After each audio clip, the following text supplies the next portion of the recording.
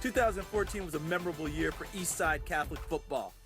The Crusaders captured the first state title in program history, and they did it by knocking off the state's premier program, Bellevue. At the time, they were ranked number 2 in the country, and we were not expected to win, and people didn't have a lot of faith that we were. But we had a community, and we had a family that believed in each other and really believed in the plan. To see it all come together and our mission be complete is just one of the best experiences I've ever had. While the convincing 35-13 victory was a perfectly executed team effort, one of the star performers was Brandon Wellington.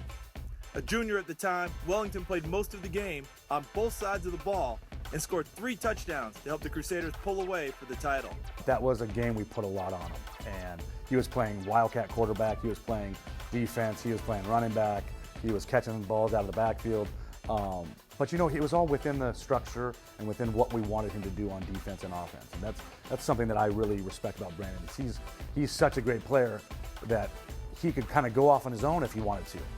But he has that faith in his coaching and the other players on the field to do what he's supposed to do. It meant a lot. It meant a lot to not only me, but my teammates and everyone in the Eastside community, because we finally did something when coming in here, people said we couldn't do.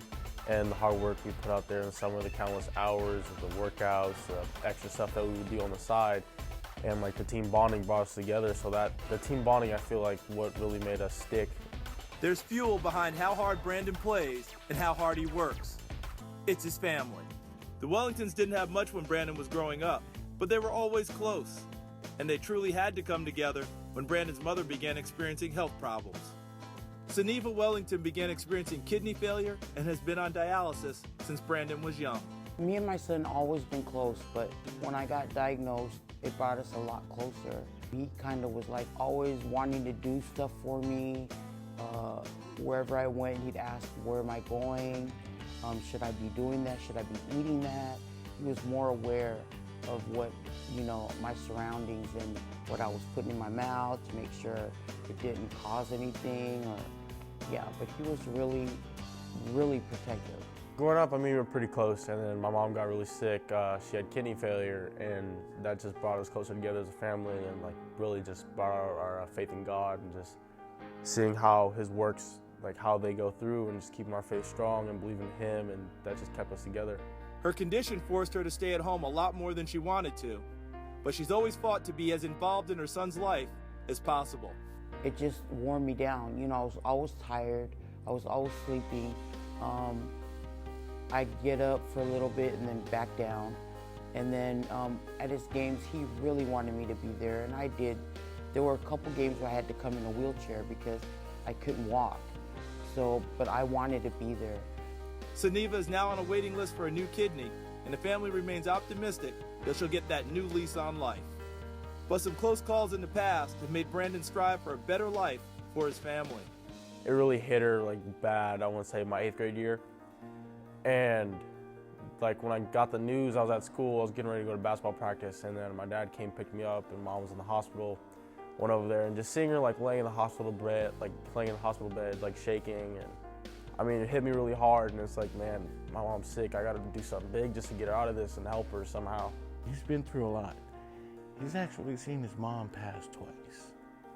It was kind of hard, the last time she was in the hospital, we lost her. She came back though.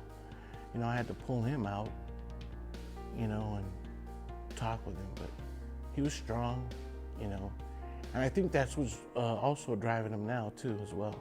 He doesn't really show his emotions that much about how he's feeling about his mom. And I just think that goes back to the work ethic side. He doesn't want to have anything bring him down.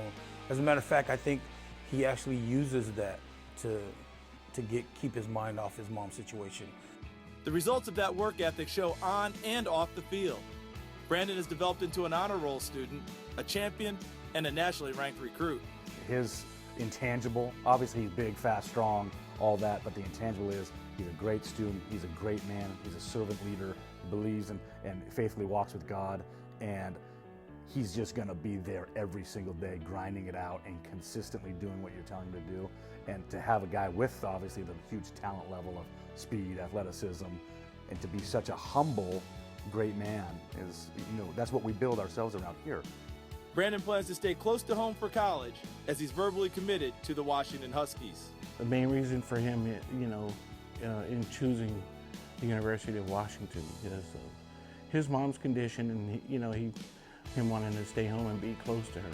I am so excited. This is what we worked so hard for. With his family by his side, Brandon is ready to fulfill his potential in football and in life. And they pushed me to be the best I can be coming up. I mean, really not brought up how most people are, and we struggled a little bit in coming up, but I mean, they just showed me that anything's capable of being accomplished, and no matter where you start out from, there's always a better ending from where you can be. You don't have very many kids his age who have to go through what he's gone through, and for him to be able to rise above it and play to honor his mother and to honor his family and the roots of his family is empowering. I think it empowers people around him. It's awe-inspiring and gives me great faith in our country because we've got great men like this who are going to lead it in the future.